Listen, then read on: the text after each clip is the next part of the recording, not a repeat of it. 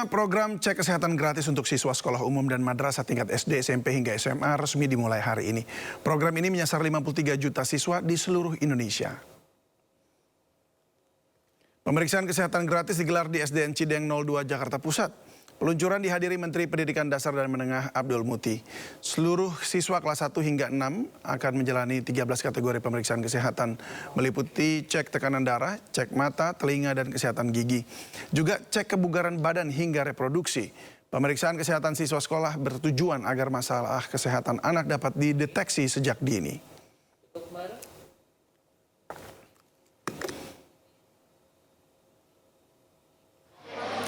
Untuk tingkat SMP, Menteri Komdigi Mutia Hafidz didampingi Gubernur Banten Andra Soni pagi tadi melihat langsung cek kesehatan gratis di SMPK BPK Penabur, Gading Serpong, Kabupaten Tangerang. Dari 13 jenis pemeriksaan, Mutia menyoroti tingginya masalah kesehatan mata pada anak akibat penggunaan ponsel yang berlebihan.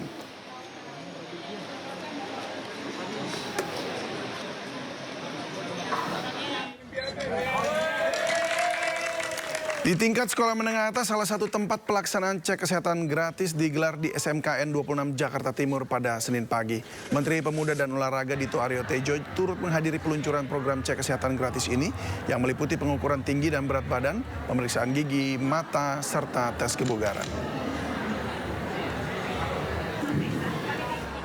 Sementara itu, Menteri Agama Nasaruddin Umar memantau cek kesehatan gratis di Pondok Pesantren Asyidikiyah Kedoya, Jakarta Barat.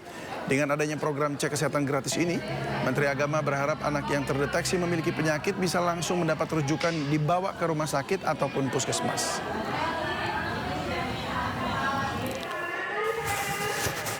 Pemeriksaan kesehatan gratis juga digelar di SMA Negeri 6 Tangerang Selatan, Banten. Peluncuran cek kesehatan gratis dihadiri Kepala Kantor Komunikasi Kepresidenan Hasan Nasbi dan Wali Kota Tangerang Selatan, Banten.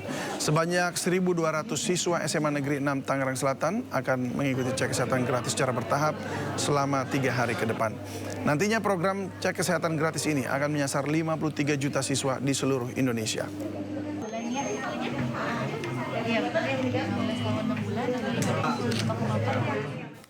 Untuk membahas terkait pelaksanaan cek kesehatan gratis, sudah bergabung bersama kami juru bicara Kementerian Kesehatan, Dr. Gigi Widiawati. Selamat sore, Dok.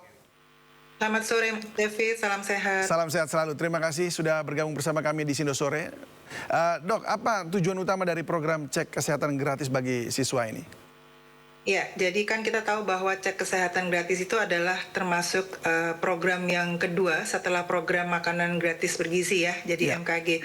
Dan cek kesehatan gratis sekolah adalah pemeriksaan kesehatan yang ditujukan pada anak sekolah untuk identifikasi, sebenarnya sama dengan cek kesehatan gratis pada umumnya, adalah identifikasi faktor risiko, kemudian mendeteksi kondisi apa penyakitnya itu supaya tidak berkembang menjadi penyakit yang lebih parah dan mendeteksi awal dari penyakit tersebut sehingga dapat diberikan penanganan yang lebih cepat, lebih tepat.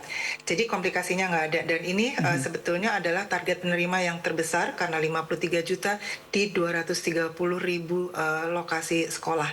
Jadi kami berharap bahwa cek kesehatan gratis ini dapat diikuti oleh semua peserta didik yang ada di Indonesia. Tahap awal ini ada berapa banyak yang langsung digelar pada hari ini? Gelar hari ini ada 12 lokasi, Mas. 12 lokasi, salah 4-nya tadi itu sudah disebutkan. Nah, itu ada di Bandung juga, kemudian ada di Semarang, kemudian di Tangerang Selatan, kemudian juga di Jakarta. Jakarta Timur salah satunya tadi yang di SMK 26. Jadi 12 lokasi titik di kick off pertama di cek kesehatan gratis anak sekolah ini. Baik, untuk ini kan kalau tidak salah 3 hari ya, Bu ya?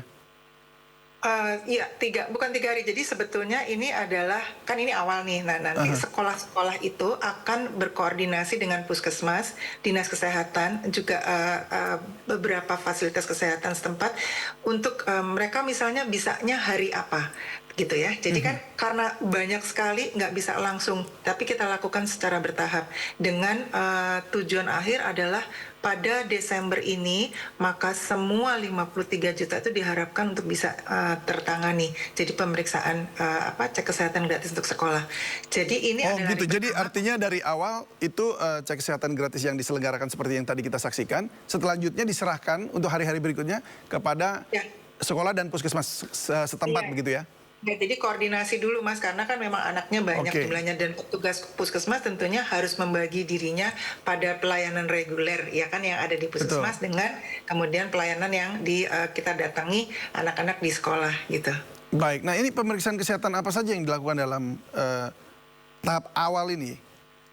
Oh ya, jadi tadi contohnya saja yang saya lihat dan kemudian itu ada Mhm. di 12 lokasi yang sudah ditentukan, ada 2 ruangan terbagi ya. Jadi kan kalau misalnya anak SD tadi di bagian SD ada 2 ruang, satu ruang pertama tuh untuk pemeriksaan gigi, kemudian untuk pemeriksaan telinga, kemudian untuk pemeriksaan mata itu ada di ruang sendiri karena kan mata harus ada baca jarak jauhnya gitu. Nah ini kalau untuk anak-anak SD nggak ada yang namanya cucuk ini ya Mas, cucuk jari karena kan Mhm. masih kecil. Nah kalau untuk misalnya anak-anak SMP dan SMA maka itu akan dilakukan untuk meriksa anemia. Jadi di Apakah ini anemia termasuk kemudian juga pemeriksaan alat reproduksi begitu? kalau alat reproduksi itu kuesioner gitu ya Mas ya. Oh, this is Nah oke. yang di Iya, Oke. jadi kan 7 hari sebelum pelaksanaan itu, jadi petugas kesehatan dan juga dibantu oleh guru-guru menyebarkan kuesioner. Kalau untuk SD Mhm. menyebarkan kuesioner kepada anak-anak untuk diisi sama orang tuanya, gitu ya. Jadi kalau misalnya kelas 1 sampai kelas 3 tadi pemeriksaan mata, telinga, kemudian hidung, kemudian gigi, ditambah kalau untuk anak kelas 4 sampai kelas 6 itu kebugaran. Jadi mereka ada lapangan di sekolahnya, mereka lari kemudian dicek kebugarannya gitu ya Oke, hasil ada sebelum cek lari. darah juga ya? Saya lihat tadi kayak ada yang dicucuk juga begitu. Oh itu anak SMP SMA, kalau anak SD enggak Itu untuk gitu. cek apanya? Apakah termasuk Anemi, gula gitu. oh begitu. Jadi Gitu. Jadi kalau anak kecil, anak SD enggak, tapi anak SMP dan SMA iya. apakah Kemudian termasuk kalau pemeriksaan HIV atau semacamnya penyakit-penyakit yang berat? nanti kan dari seperti itu akan kelihatan dari Mhm, pemeriksaan-pemeriksaan dasar ini sebenarnya nanti akan kelihatan Mas apa yang mhm, yang hasil pemeriksaan dari setiap anak. Kalau misalnya memang hasilnya nggak apa-apa ya paling edukasi. Tetapi kita emang akan mengedukasi petugas-petugas itu mengedukasi untuk anak-anak yang sehat atau mhm. kurang sehat atau membutuhkan tindakan lanjut setelah pemeriksaan ini gitu. Karena kan Oke. memang ada ini kan selalu dimulai di awal tahun pelajaran ya. Jadi Mhm, kalau zaman dulu tuh beberapa waktu sebelum ada cek kesehatan gratis secara besar ini, dulu dilakukan pada anak-anak kelas 1 SMP dan SMA di awal mereka masuk sekolah gitu ya. mhm. Nah, tapi sekarang karena cek kesehatan gratis ini merengkuh 280 juta penduduk di Indonesia, oleh karena itu untuk anak-anak sekolah level SD itu semuanya dapat jenjang kelas 1 sampai Mhm. kelas 6 itu dapat. SMP dapat juga jenjang kelas 1 sampai kelas 3, begitu juga dengan SMA. Karena kan tujuannya adalah 280 juta jiwa tanpa terkecuali dan itu gratis. Baik, ini Nah, kan besar sekali ya Bu ya, sampai 40.000 sekolah ya? 30.000 ya. Ya, itu apakah termasuk daerah-daerah 3T gitu, tertinggal, terdepan, juga terluar? Iya, iya, termasuk daerah 3T. Kan tadi dikatakan bahwa Mhm. tidak terkecuali untuk 280 juta Oke, penduduk itu bahkan dari termasuk orang dewasa juga ya, artinya dapat ya. kesempatan Jadi untuk 280 juta itu adalah bayi baru lahir sampai ke mhm, lansia gitu. Kalau bayi baru lahir tuh hari kedua mereka bayi-bayi itu dicek sampai ke lansia. Nah, bedanya adalah kalau untuk anak-anak sekolah ini dilakukan di sekolah mereka. Anak-anak sekolah kan usia 7 sampai mhm, 17 ya, dari SD ya, sampai SMA. Dilakukan di sekolah karena pertama, kalau semuanya ditaruh di puskesmas, petugasnya pasti akan bingung, gitu kan? Karena penuh kan anak-anak. iya, Nah, maka anak sekolah dijadikan satu di sekolah mereka masing-masing dengan petugas kesehatannya datang mhm, menghampiri untuk memeriksa mereka baik, dan tentunya sudah dijadwalkan dengan sekolah. Oh, hari ini kelas berapa ya, jam mhm. berapa gitu supaya teratur. Baik Bu, mungkin singkat saja, bagaimana jika kemudian apa namanya, dari cek kesehatan ini ditemukan ada masalah kesehatan yang serius, khususnya bagi mereka yang berada di daerah 3T yang sering terkendala akses, ini bagaimana menindaklanjutinya begitu? Ya, jadi kalau untuk ada penemuan gitu ya, jadi pertama dulu jika hasilnya menunjukkan kondisi yang ada yang harus ditindaklanjuti, pengobatan akan diberikan di puskesmas.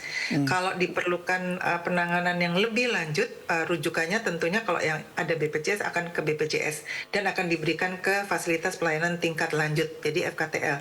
Nah, kalau ini anak sekolah ya, karena ini anak sekolah, maka akses itu akan ditempuh oleh petugasnya mengunjungi. Jadi Mendatangi ya, petugas yang ya, mendatangi. petugasnya mendatangi. Kan Walaupun memang sampai dalam-dalam ya, mesti kan kadang kita harus lewat sungai. iya, nggak lewat apa-apa. Kan naik memang itu gunung. kan sudah kita sering lihat ya perjuangan mereka betapa hebatnya untuk tidak usah pelajar. Kalau mereka memang membuka untuk posyandu atau membuka untuk pengobatan, mereka akan petugas-petugas kesehatan tuh mengarungi sungai, jatuh bangun, segala Iya, iya. macam. Itu adalah komitmen. Itu berarti memang. ada jaminan dari pemerintah juga untuk ini terlaksana begitu ya. Karena Ya, pasti karena kan akan temuannya diharapkan banyak sekali pasti. banyak ya. Iya. Ini kan sebenarnya Baik. kita mau merengkuh bahwa kalau berawal dari anak-anak sehat inilah, maka mereka akan bisa belajar dengan baik, mereka akan mendapat nilai akademik yang baik, dan inilah yang akan menjadi Indonesia Emas 2045. Baik, kita berharap itu juga yang terjadi, ada generasi baru atau generasi kita nanti adalah generasi emas begitu ya Bu ya. Terima kasih sekali lagi Ibu Widiawati sudah bergabung bersama kami dan berbagi bersama kami di Sindo Sore. Selamat bertugas lagi Bu, salam sehat selalu, sukses selalu. Ya. Pemirsa, kita beralih ke informasi lain. Mantan Menteri Perdagangan Thomas Trikasi Lembong atau Tom Lembong resmi melaporkan majelis hakim yang menjatuhkan vonis 4,5 tahun penjara kepadanya ke Mahkamah Agung. Upaya ini dilakukan karena Tom tak ingin ada warga Indonesia lain yang mengalami hal serupa seperti yang dialaminya.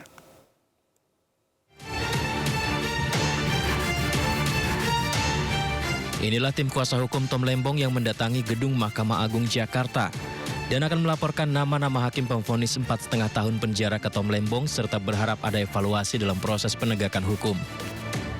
Meski menerima abolisi yang diberikan, upaya ini dilakukan karena Tom tak ingin ada warga Indonesia lain yang akan mengalami hal serupa seperti yang dialaminya. Jadi Pak Tom ini tidak semata-mata setelah dia bebas ya udah kita selesai, enggak. Dia komitmen dengan perjuangannya, ada yang harus dikoreksi, ada yang harus dievaluasi. Tentu semangat ini adalah semangat untuk memperbaiki sistem hukum karena bisa saja siapapun mendapat perlakuan seperti dirinya selama 9 bulan kemarin gitu kan. Nah tentu walaupun demikian beliau tentu berterima kasih atas diterbitkannya abolisi itu ya. Abolisi ini kan itu hak prerogatif presiden dan itu hak konstitusional presiden yang penerbitannya itu telah dikonsultasikan, telah dikomunikasikan kepada majelis, kepada Dewan Permusyawaratan Rakyat ya, ke DPR ya. Artinya apa? Artinya itu sudah melalui suatu proses panjang yang tentunya tidak mudah ya, dan beliau sangat mengapresiasi hal itu. Namun ada konsentrasi beliau karena masyarakat selalu mendukung dan mensupport serta mengawal baik dari teman-teman media dan masyarakat Indonesia terhadap kasusnya, dia ingin bergantian lah. Dia ingin mewujudkan janji-janjinya bahwasanya proses penegakan, proses evaluasi atau koreksi atas penegakan hukum terhadap dirinya itu dilakukan. Jadi ke depan sistem hukum kita semakin baik, aparat penegak hukum kita dalam proses penegakan hukum makin baik, agar tidak ada lagi orang yang merasakan atau mengalami seperti dirinya. Setelah pelaporan MA, tim pengacara akan mengadu ke KY. Kemudian, tim kuasa hukum Tom juga akan melaporkan tim auditor yang melakukan perhitungan kerugian negara terkait kasus impor gula ke Ombudsman dan BPKP. Wakil Ketua DPR RI Sufmi Dasko Ahmad mengatakan bahwa keputusan Presiden memberikan amnesti untuk Hasto Kristianto dan abolisi untuk Tom Lembong telah melalui pertimbangan matang dan mengikuti aspirasi masyarakat. Dasko juga menegaskan amnesti untuk Hasto tidak ada hubungannya dengan dukungan PDIP untuk pemerintah. Saya pikir nggak ada kaitannya, karena memang jauh hari dari sebelum acara di Bali, dalam beberapa pertemuan Bu Mega sudah menyampaikan juga bahwa program-program yang baik tentunya akan didukung oleh PDIP, dan kemudian PDIP juga akan memberikan saran dan masukan untuk beberapa hal yang mungkin belum pas demikian. Ya tentunya Presiden mempunyai pertimbangan sendiri, dan tentunya kita juga melihat langkah-langkah yang diambil itu juga